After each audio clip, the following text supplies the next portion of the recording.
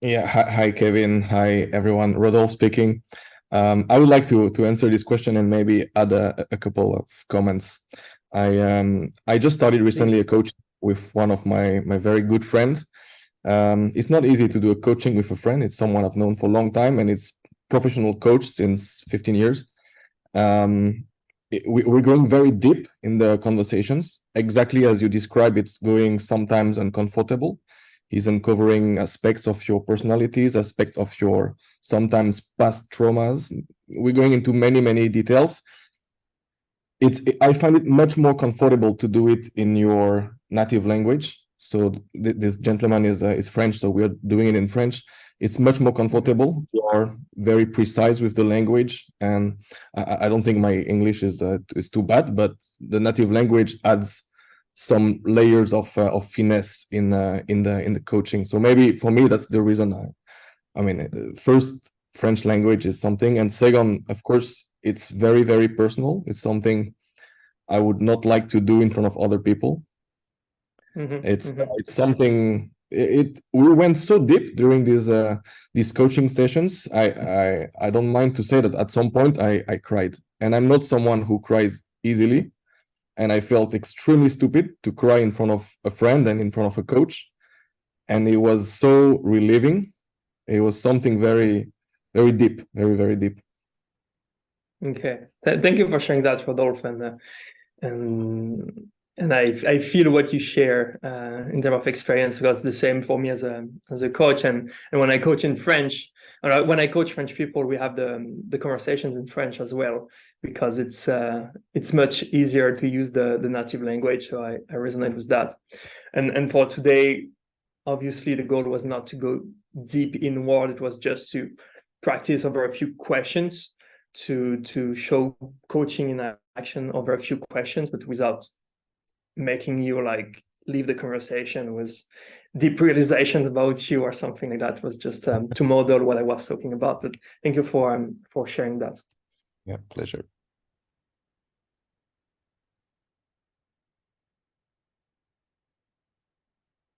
Anyone else who would like to share?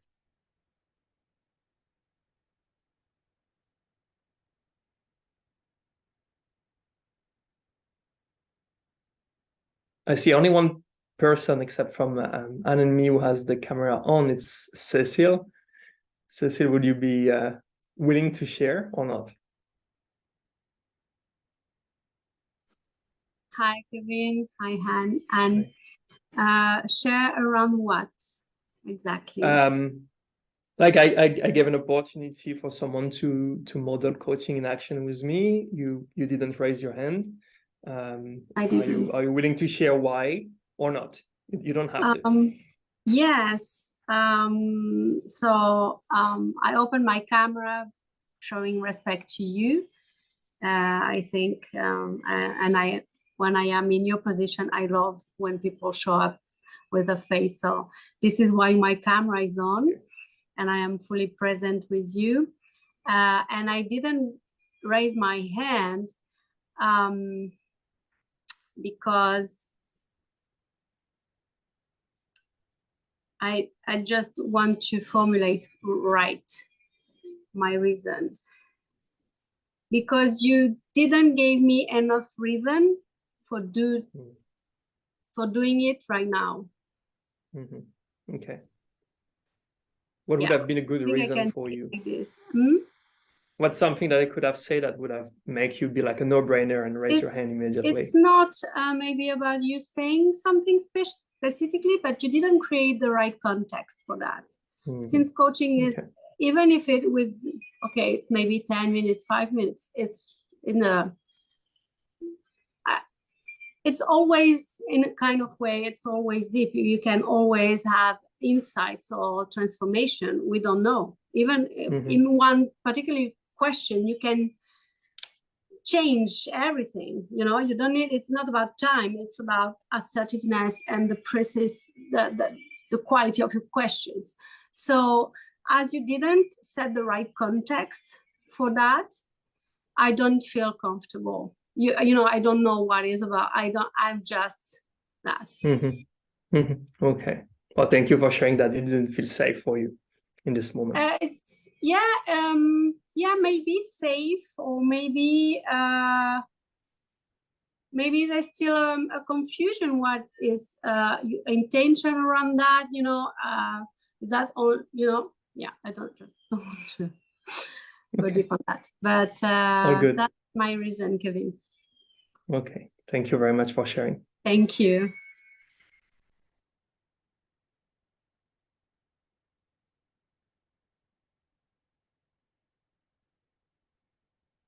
All right, Hannah, I think there's time for Q&A as well, right? Yep. I mean, if anybody has questions around coaching, so either when to know, that we need a coach, but I think you answered with the difference between coaching, consulting / advisory and mentoring. Could be a question of how to choose. Let me ask you this question: how to choose the right coach for yourself? How do I know which type of coach I should go to, depending on my problem or my personality? Mm-hmm. Well, let me send back the question. Like, what's the first thing that comes to your mind about that?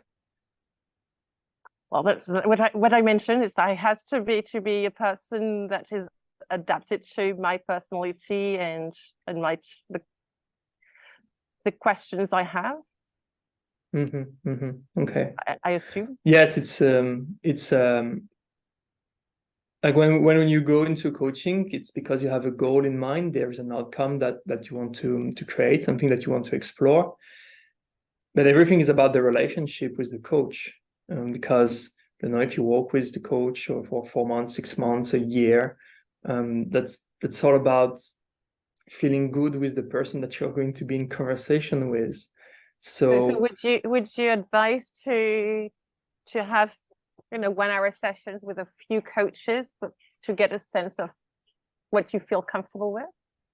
Yeah, that's an experience that I have with clients, is that usually they've had conversation with at least 2 coaches, not everyone. The way I like to design and create space to build a relationship is that before I make any proposal to a potential client, we usually have 3 to 4 conversations together. So, and that will be spread over 1 or 2 months. So I usually give away 1 to 2 months of conversation in order to build a relationship, because I work only with a handful of clients every year. So I want to make sure that the person who say yes to working with me is clear on the goal that they want to create in their life, and they're sure that we are a good fit in terms of it's like a feeling that I want to be in conversation with that person. And it's the same for me. I want to be excited with the person that I'm going to be in conversation with. I don't want to wake up in the morning and say like for example, oh no, I have to be in conversation with Han today. It's like, no, I don't want that. I want to be excited in the morning. It's like, oh yeah, I have a session with Han today. That's going to be amazing. So I want, in terms of relationship, that it happens from both sides. I want me and the person in front of me to be excited. And in order to get there and to build the trust, and it's what Cécile mentioned too, it's like today was really challenging because no one know me and it's in front of other people, and I'm used to have people who don't raise their hands. Perhaps the first questions that come to mind also are big questions, right? Big, deep questions, and definitely not necessarily questions that we would want to open up here. But I was thinking about it, and I was like, well, if I raise my hand, I don't necessarily want to speak about a big problem. Oh, I think a big problem that is professional. However, after a while, I was kind of thinking, oh, but yeah, there's a question that I still need to answer, which is, should we go to France for Christmas or not? And that's a small question. I know that I have. So I think it's also to think that coaching can be small, but we just need to find, it doesn't have to be a big question. It's just a small question, and being able to have a sounding board that will, help us Anyways, I'm looking at the time. We have time for one last question. Anybody is willing to ask a question or make an additional comment? Yeah, I might have one question. Kevin, you mentioned earlier the idea of self-coaching. So as I mentioned, I'm doing this coaching with the coach. It will last about 6 months, and of course, it made me very curious about many aspects of coaching and many topics that we discussed. Would you have some resources to recommend on self-coaching? Maybe, I don't know, YouTube channel or podcast or something that we can follow on some specific topics? Yes. Is it more at the personal level or more at the professional level? Well, it's for what you have in mind. Intricate, personal and professional. Like, for instance, one of the topic we mentioned is the ikigai, one of this the Japanese concept, or many other that actually it touches your personality, it touches your life, but also your professional work. Okay. Well, there is something really simple that I do about that I go on Google or ChatGPT and I ask for coaching questions that are related to a specific topic. If I want to, for example, I kind of like I have a calling to understand myself better. You can easily go on ChatGPT and ask for questions this way, because there is no right or wrong question. There is no dumb or smart question. But of course, when you're coaching yourself, the limit that you're reaching is always the limit of your own imagination and own thinking.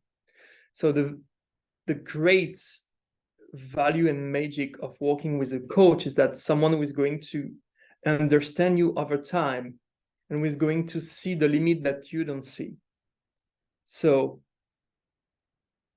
that's the limit of self-coaching. But any question is good, because taking the time to inquire, even if it's 5 minutes a day, you will always get something out of it.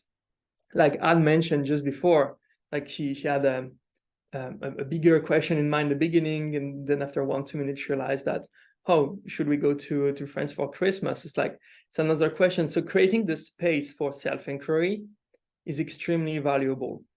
And it's not really about the question when you do self-coaching. It's more about creating the space for question to arise.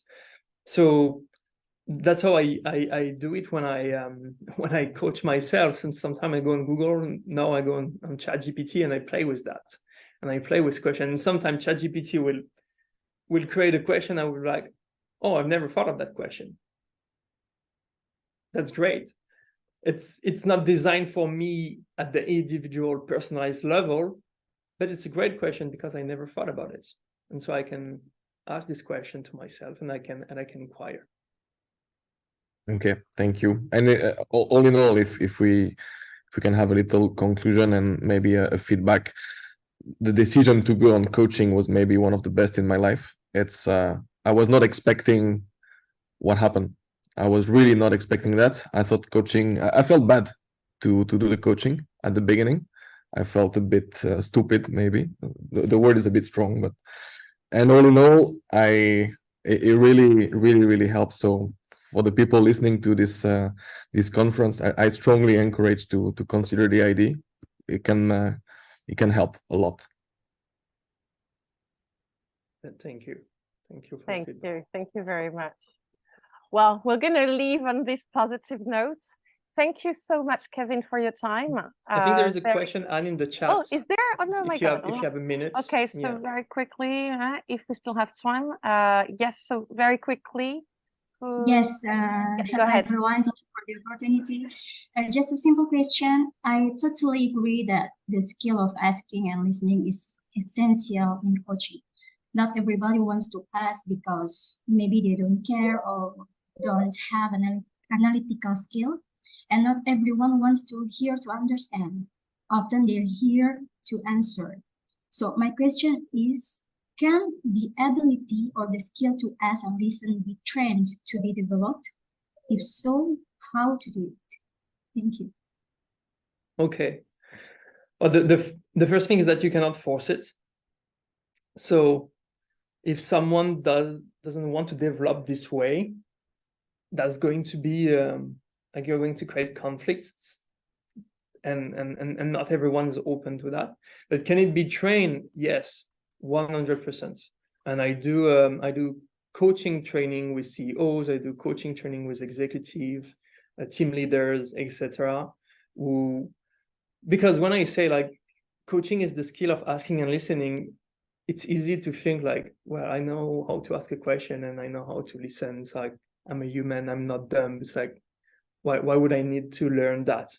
But I've been learning that every day for 6 years, and I keep discovering more and more around that. So yes, it's a skill, so it can be trained. It's like you learn how to swim, then you learn how to coach. It's a skill, it's not a superpower. So absolutely, if you want to have a discussion on that, you can reach out privately with pleasure.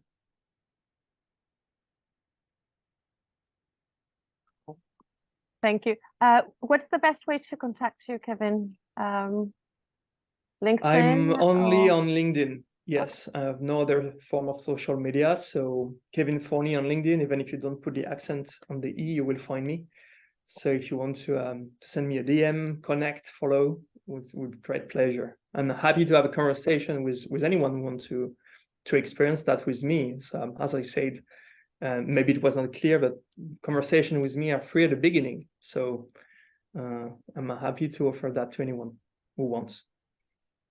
Cool. Thank you very much, Kévin, for your time. It was wonderful. Thank you, Hannah. To everyone, so we have those sessions every second and fourth Thursday of the month. So stay tuned for the next sessions to come. We have 2 topics already lined up for September. If there is a specific topic that you would like to hear about, if there's a specific speaker that you would like us to contact and invite to join, if you would like to share about an expertise of yours or a topic that is close to your heart, please reach out to me or Reza, and we'll be happy to make this happen. Thank you, everyone. Have a lovely afternoon. Goodbye. Thank you. Bye. Bye. Bye, everyone. Thank you.